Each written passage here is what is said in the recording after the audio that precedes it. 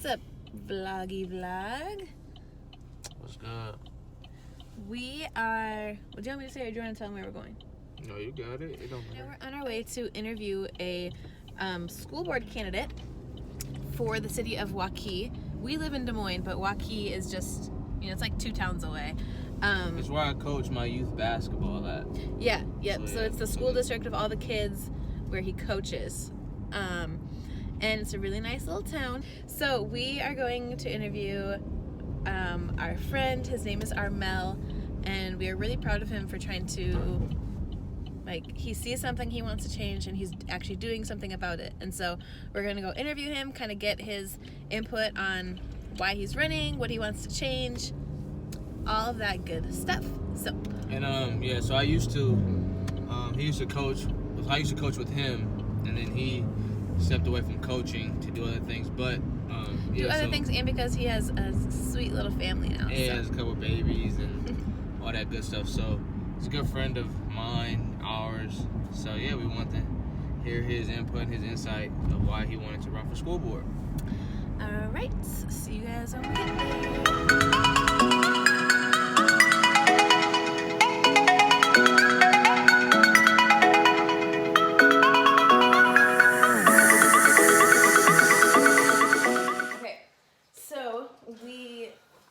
With Armel now. We are at their house, and they were actually so nice. They already got us barbecue and everything.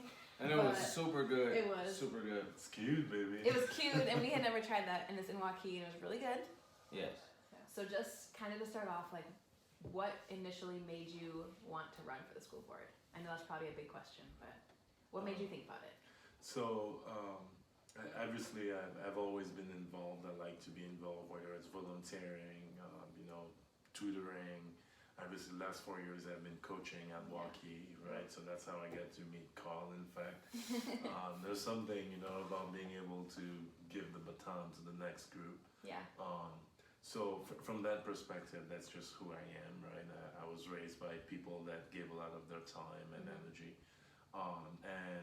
So we have a tiny one now, which is actually why I have watch him on the monitor. Here. We got to make sure he doesn't wake up or anything. But when he came along, I couldn't be away on the weekends anymore. Right. Mm-hmm. Yeah, you're always out coaching. It's fun. Yeah. But, and there's those for you who don't know, these coaches, even though they're coaching youth basketball, but they really give up almost their entire winter.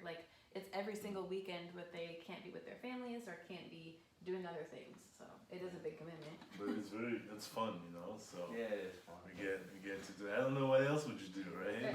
I don't know. Hang out with me. I guess I could hang out with you, but yeah, it's close like that. yeah, for sure. But no, yeah, it's fun.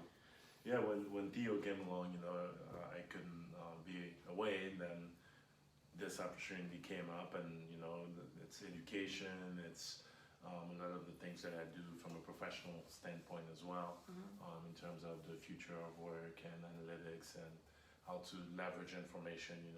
This is a big district. It's a big. We have over almost 12,000 students, 1,500 or so staff and teachers. I didn't realize it was that big. Yeah, I didn't either.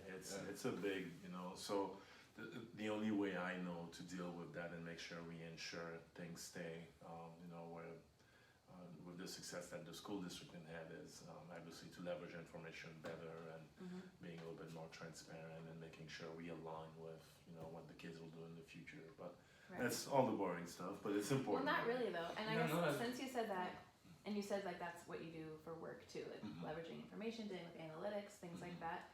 Do you think that previously the district has used things like that, or not really? Yeah. So just like a lot of other organizations, right now, there's a certain degree of maturity. So the district has, they've done it, but there's always opportunity for improvement, right? I'm excited to see that there's actually a post out there for data analyst, which is great, right?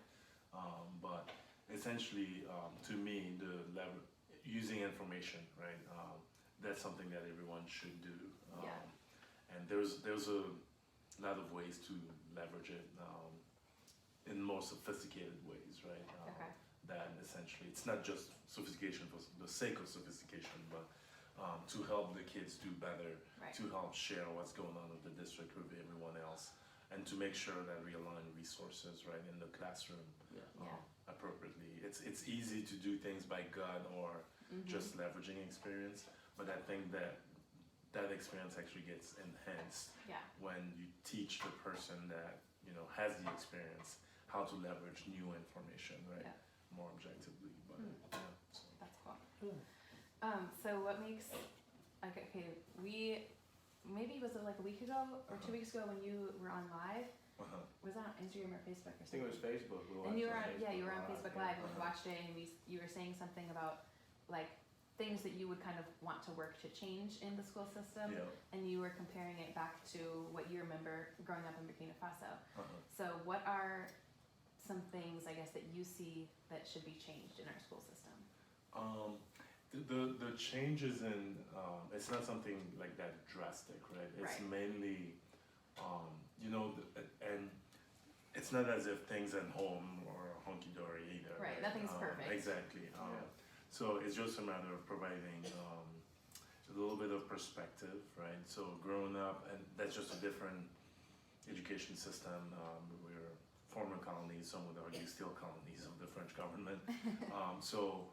The system being used there is like for high school, for example, I ended up having a finance and accounting degree.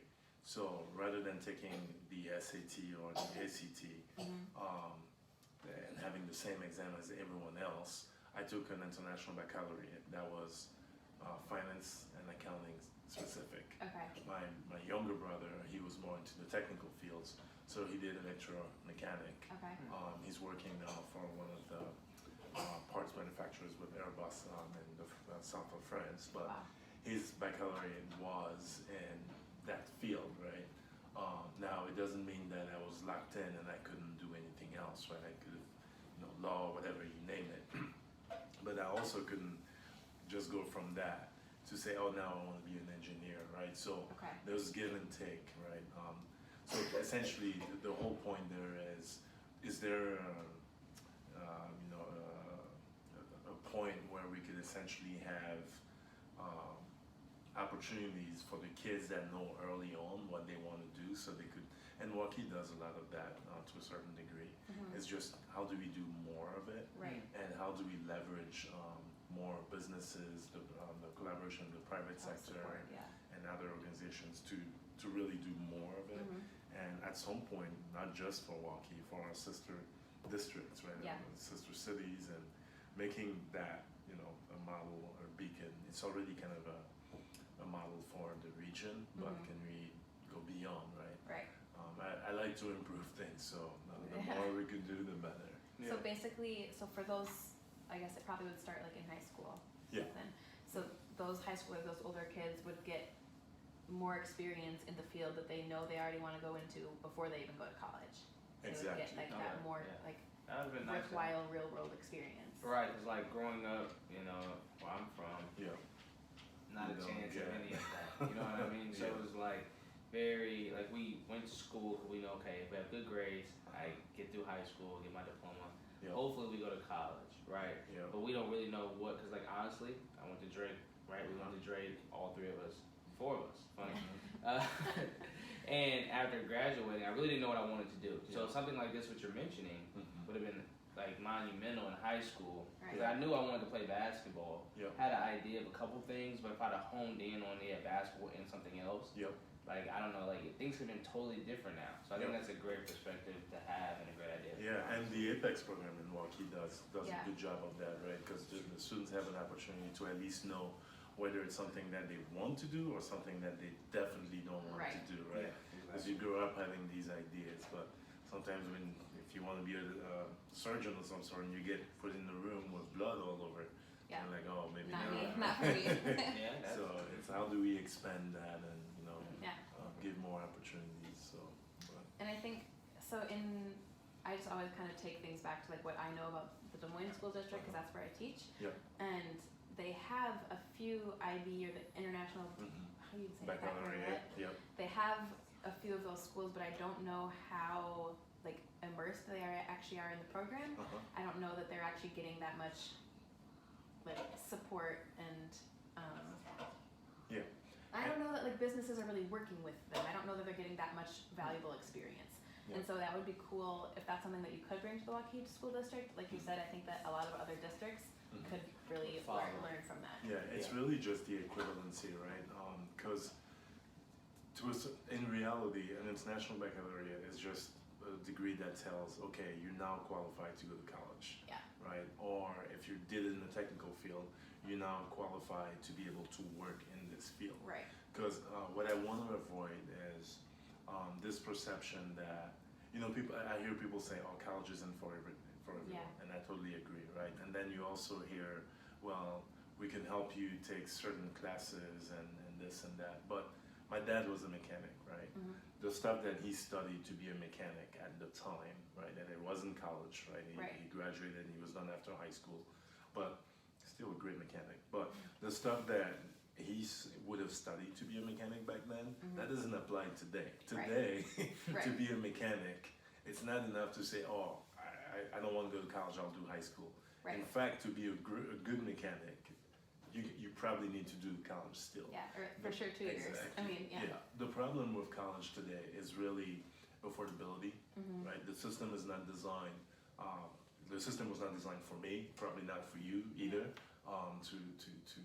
to attend and to succeed in, right? Yeah. But there's that. In the meantime, there's opportunities, right? And I could see that everywhere, right? I could see it from day one that I came in. There's people that are always trying to help, right? And it's not just a black, white. There's income disparity. There's a bunch of things that get into it. Right. But how do we increase participation in the classroom? Right. We can't. When you think about the Waukee High School and how many we have in the school, like was it like 2,000 students or whatnot? Yeah. That's a lot, right? So I'm glad we're building another school, and hopefully we'll be able to staff it. And finance is another issue. Yeah. But how do you provide an experience where every kid really feels like, hey, this is for me. I'm here to learn, and I don't have to be afraid or anything, right? You have to empower all of them. Yeah. It's the same thing we talk to the kids in basketball, right? Yeah.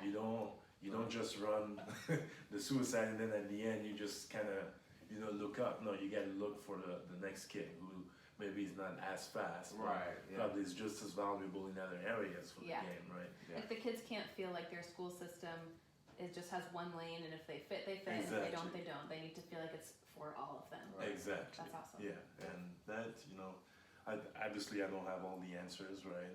The thing that I always said, for all these opportunities and challenges that we have, the best thing to do is really almost like create task force, right? Who in the school system will be, someone in the school system has to be a voice from the teacher, the staff, or whatnot. Yeah. But among other schools, who else is experiencing the same challenges? In the private sector, who else is experiencing the same challenges? From the government perspective, what type of relationship and collaboration can we have? Right. To all come up and like, okay, today we're gonna deal with problem X. Let's deal with it, instead of everyone thinking it's a problem that I alone could fix, because in most cases it's not. It's not. Yeah. It's a lot. Good stuff. It's we're super happy. It's funny because like when growing up, I never knew somebody like to run for stuff. I stay in our lane. I played basketball, went to school. I know I wanted to do something. But I didn't know until like I had a cousin who ran, for stuff in Springfield. He was the first one, and now I know somebody here that's running for something that's trying to make a change. And that's what we talk about it all the time. What can we do to help other people and make a change? And now we have, you're doing it at a very high level. And it's I think it's just. Sorry. No, go ahead. No, I just think it's valuable for people to see. Like, right now, I feel like with our political climate as a whole, there's a lot of negativity, and I don't like this. I didn't vote for this. I don't want this, and people are so quick to say what they don't want. Yeah. But rarely do they even show up for the local election, or let alone run for an election. So it's just really inspiring and cool to see that you're doing something about what you want to change. I appreciate that, but I would say like nothing has been done, right? And like I told you in the text, like I meant that you're an inspiration, like to us, right? Like I went to your wedding, and the way you go about life, the work that you know, Lindsay, you do, like not everyone does that, right? It's not like, yes, there's a lot of attention that's coming up. Oh, it's a school board and this and that. Yeah. But there's so many people that get up every day that change the life of one kid at a time, right? And that's why I named my first son John Henry, right? Because most of my coaches, whether it was Tonton Voulot, which Tonton Voulot means Uncle Voulot, Okay. he was so loved for every one of the kids. We all call him Uncle, right? Aw. So, and then from him to, you know, my coach even upstate New York, a lot of my coaches were Johns, right? And that's why we went with John. And then Henry, my cousin, who also, you know, he didn't have to do half of the stuff that he did, you know, at least for me. Yeah. And I'm sure you have a lot of, you know, mentors and coaches that are exactly the same way. They do the work, you know, or a lot of the school bus drivers, right? Yeah. You will find a school bus driver and They do a you lot know, more like than they just do drive a lot the more bus. than drive that bus, right? Yeah. And once you start having a community with a lot of people like that, where everyone just does their part, like it's great, right? Yeah. And my only hope for Waukee is that even though we continue to experience that growth, we get people, you know, like yourselves that continue to be involved, that spend the time with, you know, the kids and teach them things, right? I always call basketball the game of life, right? Yeah. You have kids who are like, oh, I want X, Y, and Z. And my response to them is, listen, if you want a rebound for a basketball, where's the ball gonna go? You know, they know the answer, 70% on the weak side. So the question is, what do you do to get yourself on the weak side, right? That doesn't apply just for basketball, that's in life too. Yeah. So if you want to be successful, are you taking the right classes? Are you staying away from the bad influences? Yeah. Like all of those things are getting you to the weak side. Because you never know if the opportunity will be there. But if you're prepared and that ball bounces your way, you go up and you grab it, right? Yeah. And essentially that's what we're trying to do, right? For everyone else. So. Yeah. That was good. So thank you for the insight. We appreciate it. Everybody, all my Waukee people. Yes. Everybody. November 5th. 5th. Be there. Vote for him. Find out where you're supposed to go vote. In fact, we can probably put a link at the bottom so people can figure out where they need to vote. In the comments below, we're going to do all that below. This was a great conversation. I'm not going to tell you vote for Armel, but you just heard all the things that he had to say.